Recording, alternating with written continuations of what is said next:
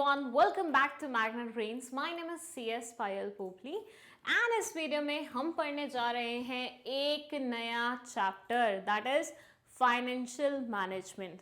So in my previous video मैंने आप लोगों को दी इंट्रोडक्शन किस चीज़ के बारे में, हमारी पार्ट 2 बुक के बारे में.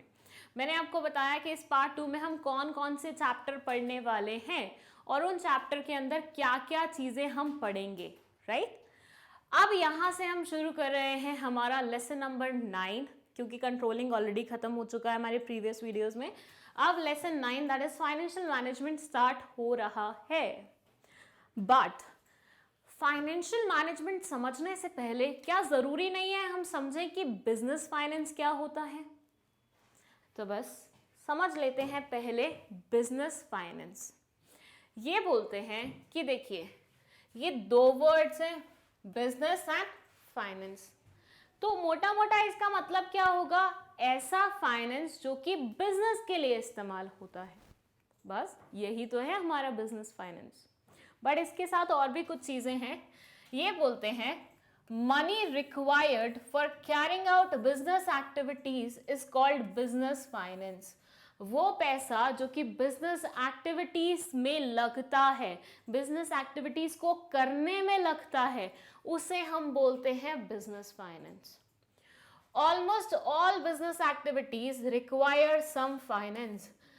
ये बोलते हैं ज्यादातर बिजनेस एक्टिविटीज, बिजनेस में जितनी भी एक्टिविटीज होती है, माल खरीदना, माल को प्रोसेस करना, उसके बाद बेचना, मार्केटिंग करना, सेल्स करना, ये सब करना, हर एक एक्टिविटी में पैसे का खर्चा तो होता ही है. आप सोच के देखिए, आपने कभी कोई भी ऐसा बिजनेस देखा है जिसमें पैसे की रिक्वायरमेंट ना हो? हाँ, यूट्यूब पे बहुत सारे फेमस यूट्यूबर्स हैं जो डालते हैं 10 रुपए में शुरू कीजिए ऐसा कारोबार जो आपको 10 लाख रुपए कमा के देगा. झूठ होता है. Do not trust them. सीधा सीधा सफेद झूठ बोलते हैं वो ये बोल के, क्योंकि जब आप टेक्निकलिटीज में चाहेंगे, जब आप उस बिजनेस के अंदर ज्यादा झांक के देखेंगे, रिसर्च करेंगे, यू विल एनालाइज 10 रुपए में कुछ शुरू नहीं होता. आपको खर्चा करना ही पड़ेगा, क्योंकि अगर आप 10 रुपए खर्चा करेंगे ना तो आपको मोटा मोटा 15 रुपए ही वापस मिलेगा, उसके अलावा और कुछ नहीं मिलेगा. 10 लाख के तो सपने ही मत देखिएगा. सो यूट्यूब पे जो ये जितने भी सलाहकार होते हैं उनकी बात मत सुनिए, अपनी पढ़ाई की, अपनी बुक्स की बात सुनिए. हर बिजनेस को स्टार्ट करने में, रन करने में, हर एक चीज करने में पैसे का खर्चा होता ही होता है, और वो पैसा कहलाया जाता है हमारा business finance. It says finance is needed to establish a business. आपको कोई बिजनेस बनाना है तो पैसे की रिक्वायरमेंट लगेगी. टू रन इट, आपको इसे चलाना है तो पैसे की रिक्वायरमेंट लगेगी. टू मॉडर्नाइज इट, भैया एक टाइम ऐसा भी आता है ना जब आपका बिजनेस थोड़ा सा ओल्ड हो जाता है, ऑब्सलीट होने लग जाता है, मार्केट में और बहुत कॉम्पिटिटर्स आ जाते हैं, तो आपको थोड़ा बहुत खर्चा करके उसे बढ़िया तरीके से दिखाना पड़ता है. जैसे मैं यहाँ पे भोपाल के 2 स्टेशनरी शॉप्स के एग्जाम्पल दूंगी, नाम नहीं लूंगी लेकिन मैं एग्जाम्पल देती हूँ. हुआ कुछ ऐसे कि 2 स्टेशनरी शॉप्स थे, अच्छी खासी चल रही थी. दोनों का अपना अपना ऑडियंस था, अपना अपना ऑडियंस नहीं, कस्टमर बेस था. ठीक है. हुआ क्या कि एक ने अपनी शॉप को थोड़ा सा बढ़िया बनाने की वो की, मतलब शोरूम टाइम की, हर एक जगह बहुत फैंसी फैंसी चीज़ें लगा दी. वही चीज़ें जो एक पेन स्टैंड में पड़ी रहती थी उन्हें अलग अलग कबर्ड्स बना के उसमें लगा दिया. तो बहुत इंटरेस्टिंग लुक दिया, जैसे आजकल हर एक लोग करते हैं अपने दुकान के साथ. जब उन्होंने ऐसा किया, दूसरे को फील हुआ कि ज़्यादा कस्टमर उनके पास जाने लग गए हैं, क्योंकि देखिए यूट्यूब पे हर किसी को वीडियो डालने का शौक हो गया है कि घूमते फिरते हर कहीं का वीडियो डाल देते हैं. तो ऐसी फैंसी जगह का जब वीडियो डलता है तो और लोग अट्रैक्ट होते हैं उस शॉप की टूवर्ड्स, तो और लोग आने लगे. तो इनको कहीं ना कहीं दूसरे वाले को ऐसा लगने लगा कि यार हमारा कस्टमर बेस जा रहा है, तो मजबूरन उनको भी अपनी शॉप को क्या करना पड़ा, मॉडर्नाइज करना पड़ा. अब वापस से कस्टमर बेस वही है, आधा इनके पास आधा इनके पास. तो कई बार आपके कॉम्पिटिटर्स भी ऐसा कुछ बढ़िया ले आते हैं कि आपको लगता है अब हमें भी ऐसा कुछ करना चाहिए. तो वही मॉडर्नाइज करने में भी खर्चा होता है. जब आप दुकान को दोबारा से सही करोगे, अच्छा बनाने की कोशिश करोगे, तो खर्चा तो होगा ना बेटा. फिर ये बोलते हैं टू एक्सपैंड इट. अभी आप इतने में काम कर रहे थे, अब आप इतने में काम कर रहे हो, पहले आपके यहाँ पे छोटी मोटी स्टेशनरी आइटम्स रहती थी, अब आपने आर्ट एंड क्राफ्ट का सामान बहुत अच्छे से रखना शुरू कर दिया। तो ऐसे में क्या हो रहा है, ये एक्सपेंशन हो रहा है, तो उसके लिए भी पैसे की रिक्वायरमेंट होती है। बिना पैसे के आप एक्सपैंड नहीं कर सकते। टू डाइवर्सिफाइड, नए प्रोडक्ट्स ऐड करने हैं, उसके लिए भी पैसा चाहिए। पैसे में खरीदोगे तभी तो आगे बेचोगे ना, है ना। It is required for buying a variety of assets which may be tangible like machinery, factories, buildings, offices, or intangible such as trademarks, patents, technical expertise, etc. अच्छा, इन्होंने बहुत अच्छी बात बोली। अब tangible, intangible assets. Tangible assets वो होते हैं जिनकी physical properties होती हैं, जिनको आप देख सकते हैं, टच कर सकते हैं, फील कर सकते हैं। Intangible वो होते हैं जिनकी physical कोई भी entity नहीं होती है। जैसे मैं बोलूं, मार्केट में मेरी गुडविल बहुत अच्छी है, इट्स एन एसेट। लेकिन क्या कहीं हमें दिखाई देता है कि पायल मैम की गुडविल इतनी ग्रो कर रही है, फिर इतनी ग्रो कर रही है? कहीं तुम देख सकते हो कि हाँ देखो अब इसकी हाइट इतनी होगी, अब इतनी होगी, अब इतनी हो गई? नहीं देख सकते। तो इनटैंजिबल एसेट्स वो होते हैं जिनकी फिजिकल आइडेंटिटी नहीं होती है। यू कैन ओनली से कि हाँ इतना ऐसा चल रहा है, कैलकुलेट भी कर लेते हैं आजकल तो इतनी टेक्निक्स आ गई हैं, लेकिन फिजिकली आप उन्हें नहीं देख पाएंगे। बट वहीं पे टैंजिबल असेट्स जो होते हैं, मैंने इंटैंजिबल बोल दिए थे, एनीवेज कंफ्यूजन तो वो कर लीजिएगा। टैंजिबल मतलब वो जिनकी फिजिकल प्रॉपर्टीज होती हैं, जिनको आप देख सकते हैं। जैसे मैं बिल्डिंग खरीदी, तो हर कोई देख सकता है भैया बिल्डिंग खड़ी हुई है, तो ये क्या है, टैंजिबल असेट है। Then it says it is required for buying a variety of assets this and that. अच्छा, इनटैंजिबल में इन्होंने कुछ एग्जाम्पल दिए हैं like trademark, patents, technical expertise etcetera. Intellectual property rights हम ऑलरेडी पढ़ चुके हैं इसके बारे में। इंटेलेक्चुअल प्रॉपर्टी राइट्स की ही बात करी जा रही है यहाँ पे। ये ट्रेडमार्क, पेटेंट्स उसी का ही एग्जाम्पल है। तो ये भी आपको खरीदने पड़ते हैं। आजकल क्या होता है, कोई आपके सामान को, कोई आपके डिज़ाइन को चोरी ना कर ले, तो इसके लिए आपको अपने डिज़ाइन को एक्सक्लूसिव बनाने के लिए उसको रजिस्टर कराना पड़ता है। तो पेटेंट लेना पड़ता है, ट्रेडमार्क लेना पड़ता है। तो ये सारी चीज़ें आपको करवानी पड़ती हैं अपने बिजनेस के लिए। देखिए जैसे जैसे ग्रोथ होगी ना हर एक चीज़ में, वैसे वैसे चीज़ें चेंज होंगी, वैसे वैसे आपके एक्सपेंडिचर लेवल्स भी चेंज होंगे, आपके एक्सपेंडिचर करने के तरीके भी चेंज होंगे। पहले के ज़माने में 10-20 साल पहले बोलते तो इनका ट्रेडमार्क का, पेटेंट्स का कोई इतना वो नहीं था, लेकिन आज के ज़माने में है, आपको लेनी पड़ती हैं ये सारी चीज़ें। Then they say also finance is central to running the day-to-day operations of business. हर रोज़ के खर्चे, पानी का खर्चा, बिल का, इलेक्ट्रिसिटी का खर्चा, लेबर आ रही है जो पर डे वाली, डेली वेजेस वाली, उनको खर्चा देना है, तो वो सारे डे टू डे एक्टिविटीज़ में आती हैं। वो सारों चीज़ों के लिए भी आपको खर्चा करना पड़ता है, पैसे का जुगाड़ करना पड़ता है। Like buying material, paying bills, salaries, collecting cash from customers, etc. needed at every stage in the life of a business entity. Availability of adequate finance is thus very crucial for the survival and growth of a business. Adequate finance की ज़रूरत बहुत ज़्यादा होती है, चाहे वो survival की बात हो बिजनेस की, या फिर ग्रोथ की बात हो, या नॉर्मल रन करने की बात हो। जैसे कि आप यहाँ देख सकते हैं कैसे पर्पल नोट्स की ज़रूरत होती है हर एक चीज़ के लिए। जितनी भी पेमेंट्स करनी है, इलेक्ट्रिसिटी ड्यूज़ हैं, कुछ भी हैं, सब चीज़ों के लिए आपको फाइनेंस चाहिए ही होता है। तो ये होता है बिजनेस फाइनेंस। लेकिन क्योंकि मैं आपको हमेशा लेमन्स लैंग्वेज में तो बताती ही हूँ कि इस पर्टिकुलर कॉन्सेप्ट का क्या मतलब है, तो वही बता देती हूँ। बिजनेस फाइनेंस का मतलब होता है वो पैसा जो कि आपको बिजनेस रन करने के लिए चाहिए होता है। बिजनेस रन करना मतलब सिर्फ स्पेसिफिकली रन करना नहीं, उसको एक्सपैंड करना, डाइवर्सिफाई करना, हर एक चीज़, असेट्स खरीदना और बेचना, हर एक चीज़ उससे रिलेटेड जो पैसा होता है उसको हम क्या बोलते हैं, बिजनेस फाइनेंस। चलिए, ये तो हमने जान लिया कि बिजनेस फाइनेंस क्या होता है। Now let's just talk about the chapters name, that is financial market. ये क्या होता है? चलिए, फाइनेंशियल मैनेजमेंट को बच्चों की वे में हम समझेंगे इस एग्जाम्पल की मदद से। ओके, कुछ मैंने पहले से ही ड्रॉ करके रखा है in order to save your precious time. ठीक है, ये कौन है? ये आप हैं। आपका कोई नाम रख देते हैं। फर्स्ट से हम नाम देते हैं इसे दीपक। ठीक है, तो हमने आपका नाम रखा है दीपक। अब दीपक को है पैसे की आवश्यकता, इसको है पैसे की ज़रूरत। इसके पास 3 ऑप्शन हैं, ये 3 ऑप्शन से ये पैसे ले सकता है। फर्स्ट है मम्मी, मतलब ये अपनी माता श्री से पैसे ले सकता है। सेकंड है भाई, बड़ा भाई, ये अपने बड़े भाई से पैसे ले सकता है। और तीसरा है इसका सखा, इसका मित्र, इसका दोस्त। ठीक है, सो मम्मी, भाई, दोस्त, ये 3 ऑप्शंस हैं इसके पास जिनसे ये पैसे ले सकता है। लेकिन किस कॉस्ट पे, पहले वो समझिए। इसके दोस्त ने इसे बोला कि ठीक है तू मुझसे आज पैसे ले ले, लेकिन 1 मंथ के बाद, 1 महीने के बाद you will have to return me 1200 rupees. आज कितने दे रहा है वो? 1000 रुपीज। लेकिन 1 महीने बाद you will have to return me how much? 1200 rupees, मतलब 200 रुपए ही कमाएगा 1 महीने में।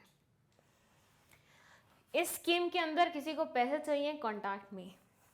चलिए, भाई ने बोला कि ठीक है तुझे पैसे चाहिए, तू पैसे ले ले, लेकिन अगले 2 महीने तक तुझे मेरे सारे काम करने होंगे। तुझे मेरे क्या करने होंगे? सारे काम करने होंगे। मैं बोलूंगा पानी का गिलास लेके आ, पानी का गिलास लेके आना पड़ेगा। मैं बोलूंगा चाय बना के ला, चाय बना के लाना पड़ेगा। वहीं पे मम्मी, भैया सबकी माताएं बहुत ज्यादा सेल्फ सैक्रिफाइसिंग नेचर की होती हैं, तो ये माताश्री भी वैसी ही थी। इन्होंने बेटा बोला मेरे लाल तुझे 1000 रुपए चाहिए ना, तू ले ले, कोई दिक्कत नहीं है। जब तेरे पास आ जाए तो वापस कर देना, नहीं आएंगे तो मत करना। माता श्री ने 1000 रुपीज ऐसे ही थमा दिए दीपक को, ये बोल के कि जब तेरे पास आए वापस कर देना, नहीं आएंगे रख लेना, कोई दिक्कत नहीं है। भाई ने बोला 1000 रुपए ले ले, लेकिन अगले 2 महीने तक तू मेरा सर्वेंट बन के रहेगा। दोस्त ने बोला 1000 रुपए ले ले, लेकिन अगले महीने वापस करियो 1000 रुपए, और उसके साथ 200 रुपए एक्स्ट्रा भी वापस करियो। यहां पे दीपक को सिर्फ चाहिए थे 1000 रुपए। तो अब ये सोच रहा है कि out of all the option available, मुझे किससे पैसे लेने चाहिए, मुझे किससे पैसे लेने चाहिए, वो बताना था इसे। अब आप बोलेंगे मैम फाइनेंशियल मैनेजमेंट पढ़ रहे हैं, ये आप क्या पढ़ाने लग गए हो? तो बेटा थोड़ा सा ना दीपक की जगह किसी बिजनेस ऑर्गेनाइजेशन को इमेजिन कीजिए। किसको इमेजिन कीजिए? किसी बिजनेस ऑर्गेनाइजेशन को। ऐसा मानिए दीपक नहीं है, एक बिजनेस ऑर्गेनाइजेशन है जिसे पैसे की आवश्यकता है। मम्मी को आप मानिए इक्विटी शेयर होल्डर्स। मम्मी को आप क्या मानेंगे? इक्विटी शेयर होल्डर्स, जो पैसे दे देते हैं विदाउट एक्सपेक्टिंग आपसे कुछ भी रिटर्न में। भाई को आप कोई भी ऐसा क्रेडिटर मान सकते हैं, और दोस्त को मान लीजिए आप बैंक आपको लोन देता है तो इंटरेस्ट लेता है ना आपसे, बाद में लोन तो आपको रिपे करना ही पड़ता है, साथ में इंटरेस्ट भी पे करना पड़ता है। तो दीपक की जगह इमेजिन कीजिए किसी बिजनेस ऑर्गेनाइजेशन को, मम्मी की जगह इक्विटी शेयर होल्डर्स को, क्योंकि मम्मी ने क्या बोला था? पैसे ले लो, जब वापस आए दे देना, नहीं भी देने हो तो मत देना। इक्विटी शेयर होल्डर्स भी ऐसा ही बोलते हैं, तुम पैसे ले लो, बस जब तुम्हें प्रॉफिट होगा दे देना थोड़ा सा डिविडेंड हमें, बाकी हम कुछ नहीं मांगते हैं तुमसे। भाई जो है वो नॉर्मल क्रेडिटर है, क्रेडिटर नहीं तो हम उसको बोल देते हैं ये प्रेफरेंस शेयर होल्डर है। ठीक है, ये कौन है? प्रेफरेंस शेयर होल्डर है। ये भी आपको पैसे दे देगा बिना चिक किए हुए, लेकिन इसको चाहिए रहेगा रिटर्न में कुछ ना कुछ फिक्स नेचर का डिविडेंड, जब भी आपको प्रॉफिट हो ऑब्वियसली। और बैंक को आपके प्रॉफिट से कोई मतलब नहीं है, अगर वो 1000 रुपए दे रहा है तो 1200 उसको अगले महीने लौटाने ही पड़ेंगे आपको। तो ये 3 ऑप्शंस मैंने आपको दिखाए जो किसी भी बिजनेस ऑर्गेनाइजेशन के पास होते हैं। ऐसा नहीं है कि सिर्फ 3 ही होते हैं, बहुत सारे होते हैं, मैंने आपको एग्जाम्पल 3 का दिया है। अब इसका फाइनेंशियल मैनेजमेंट से क्या लेना देना है? ये बोलते हैं कि जब भी किसी ऑर्गेनाइजेशन को पैसे की आवश्यकता होती है और उसके खुद के पास सेविंग्स नहीं है, तो ऐसे में वो किसी भी ऑप्शन के पास जा सकता है, लेकिन हर एक ऑप्शन के साथ एक कॉस्ट एसोसिएटेड है। हर एक ऑप्शन के साथ क्या है? एक कॉस्ट एसोसिएटेड है। मतलब मम्मी डिविडेंड आएगा, प्रॉफिट आएगा तो डिविडेंड दे देना। Preference share holder fix nature का डिविडेंड देना ही पड़ेगा। बैंक वाले इंटरेस्ट तो लेके रहेंगे ही रहेंगे। तो ऐसे में हर एक ऑप्शन का एक कॉस्ट है। अब आपको सेलेक्ट करना है कि कौन सा वाला कॉस्ट आप बेयर कर सकते हैं और कौन से वाले ऑप्शन में आपको रिस्क सबसे कम लग रहा है। तो यही तो है फाइनेंस मैनेजमेंट। ये एक एस्पेक्ट है, हाँ, इसके अलावा और भी बहुत सारी चीज़ें हैं, बट ये एस्पेक्ट समझते हैं दोबारा से। ये बोलते हैं फाइनेंशियल मैनेजमेंट में हम ये देखते हैं कि out of all the options जो भी फाइनेंस के लिए हमारे पास होते हैं, उनमें से एक ऑप्शन सेलेक्ट करना या कॉम्बिनेशन ऑफ ऑप्शन सेलेक्ट करना जिसमें लेस कॉस्ट हो और लेस ही रिस्क हो, उसी को हम बोलते हैं फाइनेंशियल मैनेजमेंट। बट क्या फाइनेंशियल मैनेजमेंट इतना ही है? तो ये बोलते हैं नहीं, उसके आगे भी है। मान लीजिए इसे लगा कि मम्मी से पैसे लेना बिल्कुल एप्ट होगा और इसने मम्मी से पैसे ले लिए, ठीक है, इसने अपना डिसीजन ले लिया फाइनेंस का। इसके बाद पैसे लेने के बाद उस पैसे को एफिशिएंटली, इफेक्टिवली इस्तेमाल करना भी, ऑप्टिमली इस्तेमाल करना भी फाइनेंशियल मैनेजमेंट का हिस्सा है। सो फाइनेंशियल मैनेजमेंट का मतलब क्या होता है? इसका मतलब होता है कि out of all the options जो भी फाइनेंस के लिए अवेलेबल हैं, उनमें से वो ऑप्शन सेलेक्ट करना जिसमें कॉस्ट कम आए, रिस्क कम आए, एंड फाइनेंस अरेंज होने के बाद उसे इफेक्टिवली एंड एफिशिएंटली इस्तेमाल करना is what we call financial management.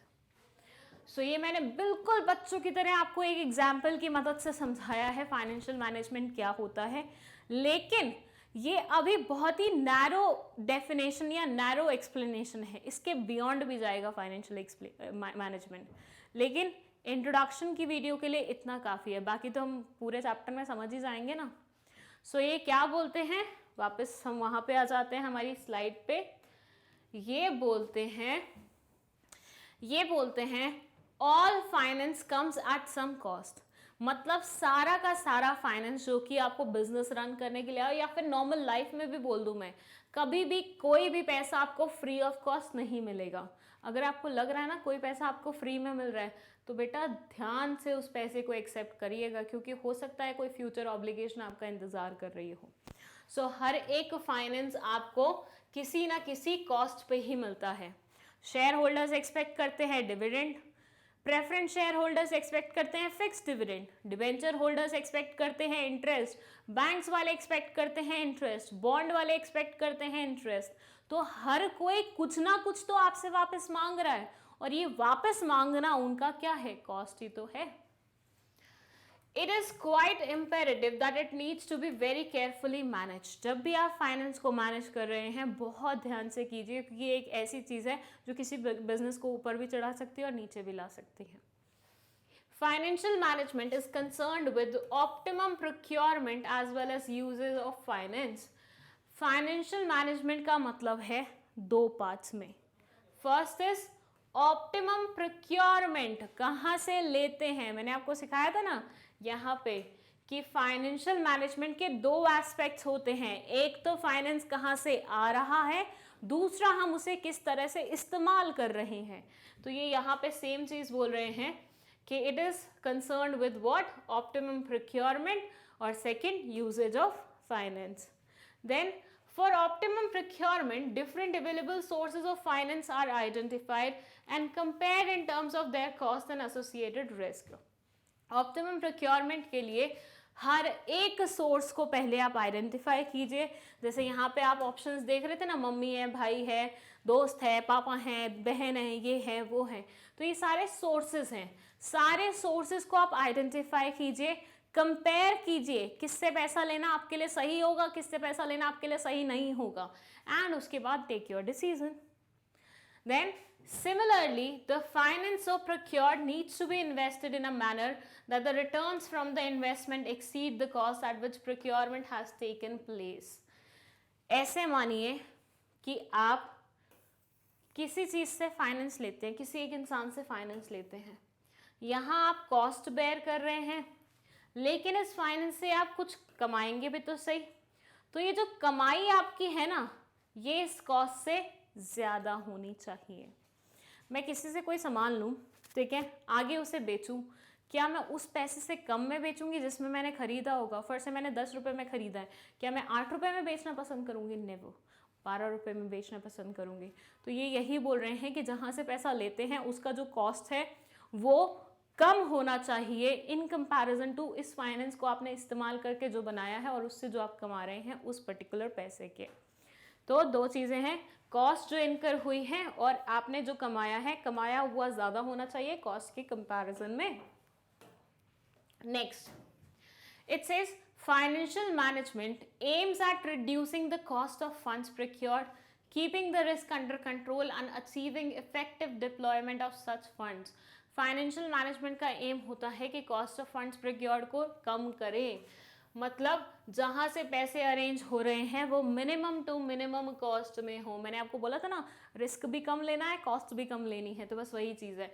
Keeping the risk under control, wow, the same line has been repeated here. ये बोलते हैं रिस्क को कंट्रोल में रख के, and achieving effective deployment of such funds, और उसके बाद उस पैसे को अच्छे से डिप्लॉय करना, यूज करना, is what financial management is all about. It also aims at ensuring availability of enough funds when ever required. ये बोलते हैं कि ये भी इंश्योर करते हैं कि जब पैसे की ज़रूरत है ना, आपकी जेब में पैसा होना चाहिए। ऐसा नहीं है कि मुझे मशीनरी खरीदनी है but I don't have the funds to buy it. ऐसे सिनेरियो में आपका फाइनेंशियल मैनेजमेंट अच्छा नहीं हो रहा, मान के चलिए। सो दे से कि अवेलेबिलिटी ऑफ फंड्स होनी चाहिए जब भी रिक्वायरमेंट आए, as well as avoiding idle finance. ये चलिए, ये बोलते हैं फॉर से मैं हूँ, ठीक है, मुझे खरीदना है आईफोन, मुझे खरीदना है आईफोन। कोई बच्चा गिफ्ट करना चाहे तो मोस्ट वेलकम। तो आप आईफोन खरीदना है, लेकिन मेरे जेब में पैसे नहीं है, ठीक है, मेरे जेब में पैसे नहीं है, आईफोन खरीदना है। This is bad financial management. मैंने अपनी फाइनेंशियल मैनेजमेंट इतनी अच्छी रखी नहीं कि मुझे जब ज़रूरत है तो मैं उस पर्टिकुलर चीज़ को नहीं खरीद पा रही हूँ। अब some people will say iPhone is not a ज़रूरत, it's a luxury item, but नहीं, आईफोन की यूसेजेस भी बहुत हैं। When it comes to Apple products के बहुत सारे यूसेजेस होते हैं। तो I wanted this phone for my business purpose, मतलब मुझे बिजनेस के लिए इस्तेमाल करना था। तो ऐसे सिनारियो में हो सकता है मुझे क्या लगे कि यार मेरे पास पैसे नहीं है इस टाइम पे, जबकि मुझे ये नीड है। तो ऐसे सिनारियो में अगर मेरे पास पैसे नहीं है तो this is bad financial management. लेकिन मेरे पास पैसे बहुत हैं, मेरी ज़रूरतें नहीं हैं। काश ऐसे दिन सबको दिखाए भगवान। मेरे पास पैसे बहुत हैं लेकिन मेरी ज़रूरतें नहीं हैं। तो ये क्या है? ये आइडल फंड्स हैं, मतलब ये फंड्स यूटिलाइज नहीं हो रहे, खाली पड़े हुए हैं। क्या इसका कोई सेंस बनता है? नहीं बनता। तो ये बोलते हैं दोनों ही सिनेरियोज नहीं होने चाहिए, कि पैसे चाहिए है नहीं जेब में, पैसे नहीं चाहिए लेकिन बहुत सारे हैं जेब में। दोनों ही सिनेरियो क्या होते हैं? खतरनाक होते हैं। एक पॉलिटिक्स में बैठे हुए इंसान के बच्चे की जेब में पैसे भरे रहते हैं, उसको उतनी ज़रूरत नहीं होती। That is called bad financial management. और किसी गरीब को कुछ बढ़िया खाना है, कुछ अच्छा खाना है, बट उसकी जेब में पैसे नहीं है। This is also bad financial management, but you can't call it a bad financial management because बहुत सारी चीज़ों की वजह से होता है। बट बिजनेस के पर्सपेक्टिव से हम बता रहे हैं कि ये अच्छा और ये बुरा होता है। चलिए, The future of a business depends a great deal on the quality of its financial management. ये बोलते हैं, मैंने आपको बोला था ना, कोई बिजनेस ऊपर जाएगा या नीचे आएगा ये उसकी फाइनेंशियल मैनेजमेंट पे डिपेंड करता है। तो बस सेम चीज़ यहाँ पे लिखी हुई है कि कोई बिजनेस कितना बढ़ाव देखता है या कितना उतार देखता है वो उसके फाइनेंशियल मैनेजमेंट पे बेस्ड होता है। चलिए यहाँ खत्म होता है हमारा फाइनेंशियल मैनेजमेंट, लेकिन अब हम जानेंगे कुछ बुद्धिजीवी लोगों द्वारा दी गई डेफिनेशंस फाइनेंशियल मैनेजमेंट के बारे में. So let's begin with that. देखिए, the good news is this that यहाँ पे सिर्फ दो डेफिनेशंस दी हुई हैं, लेकिन as you can see the size of the definition, वही बात हो गई कि 3 लोगों की डेफिनेशन पढ़ रहे हो. Anyways, first is financial management is concerned with managerial decisions. Financial management किससे एसोसिएटेड है भैया? मैनेजमेंट वर्ड जहाँ पे आ रहा है तो वो मैनेजरल डिसीजन से ही तो रिलेटेड होगा. उसमें हम क्या करेंगे? मैनेजरल डिसीजंस लेंगे. किसके बारे में? that result in the acquisition and finance of long term and short term assets for the company. ये वो मैनेजरल डिसीजंस होते हैं जिसके चलते हुए हम डिसाइड करते हैं कि लॉन्ग टर्म में कौन से एसेट्स खरीदने हैं हमारी ऑर्गेनाइजेशन को और शॉर्ट टर्म में कौन से एसेट्स लेने हैं. As such, it deals with the situations that require selection of specific assets और कॉम्बिनेशन ऑफ असेट्स. यहाँ पे आप सिलेक्शन करते हैं किसी स्पेसिफिक असेट का या फिर बहुत सारे असेट्स को कंबाइन करके. The selection of specific liabilities as well as the problem of growth and size to enterprise. ये सारी चीज़ें अभी बात की बात है, not good for the definition. The analysis of these decision is based upon the expected inflow and outflow of the funds. ये सारे डिसीजन किससे इन्फ्लुएंस होते हैं? कितना पैसा आ रहा है ऑर्गेनाइजेशन में, कितना पैसा जा रहा है, कितने फंड्स आ रहे हैं, कितने फंड्स जा रहे हैं. And their effect upon managerial objectives, और उनका इफेक्ट किस पे? मैनेजरल ऑब्जेक्टिव्स पे. Personally speaking I didn't like the definition that much. मतलब ये फाइनेंशियल मैनेजमेंट को इतना खुल के नहीं बता पा रही है, तो आई वॉन्ट प्रेफर, अगर आप ये बुक में अपने आंसर शीट में लिखेंगे, अगर फाइनेंशियल मैनेजमेंट की डेफिनेशन का क्वेश्चन आता है, avoid writing this definition because it's not giving the clear picture about financial management. वहीं पे एक छोटी सी डेफिनेशन दी हुई है, ये बोलती है financial management involves the application of general management principles to a particular financial operation. और बेकार है तो. Anyways, it says financial management involves the application of general management principles. जो कि जनरल मैनेजमेंट अभी अपने पढ़ी है ना पार्ट 1 में, उन सब की बात हो रही है कि फाइनेंशियल मैनेजमेंट का मतलब होता है कि फाइनेंशियल ऑपरेशंस पे जनरल मैनेजमेंट को इम्प्लीमेंट करना. मतलब वो सारी चीज़ें जो आपने सीखी हैं, planning, organising, staffing, this and that, ये सारा का सारा जितना भी है उसको हम फाइनेंशियल ऑपरेशंस पे जब इम्प्लीमेंट करते हैं तो that is called financial management. Again I didn't like the definition that much. चलो, अब आप पूछेंगे मैम अगर आपको दोनों ही डेफिनेशन पसंद नहीं आए तो आप क्या प्रेफर करेंगे, हम क्या लिखें? तो मैं प्रेफर करूँगी ये लाइन. आप ये लाइन लिखिए. अगर आप नहीं पढ़ पा रहे तो मैं साइड हो जाती हूँ. स्क्रीनशॉट लेना है तो आप ले सकते हैं. This line is very nice for up to different. ये लाइन यू कैन राइट, ये line you can write. So all these 3 lines you can easily write in your answer sheet in order to tell what financial management is all about. तो ये definition होनी चाहिए आपकी. Avoid those 2 definition which we have studied right now because वो again I told you ना कि यहाँ से पिक्चर बिल्कुल क्लियर हो रही है कि फाइनेंशियल मैनेजमेंट होता क्या है. वो फालतू में घुमा रहे हैं चीज़ों को, तो वो मत करना, लिखना. चलिए, यहाँ पे ख़त्म होता है हमारा क्या? फाइनेंशियल मैनेजमेंट का इंट्रोडक्शन, जिसमें हमने क्या पढ़ा? बिजनेस फाइनेंस क्या होता है, फाइनेंशियल मैनेजमेंट क्या होता है, फाइनेंशियल मैनेजमेंट की डेफिनेशंस क्या बोलती हैं, और एक एग्जाम्पल भी देखा हमने बड़ा सा कॉन्सेप्ट को समझने के लिए. आई होप आपको ये समझ में आया होगा. कोई भी डाउट है कमेंट सेक्शन नीचे है, वहाँ अपना डाउट लिख सकते हैं आप. एंड इसके अलावा अगर आपको नोट्स चाहिए इस चैप्टर की तो वो आप ले सकते हैं उस लिंक से जो कि डिस्क्रिप्शन बॉक्स में मेंशन्ड है.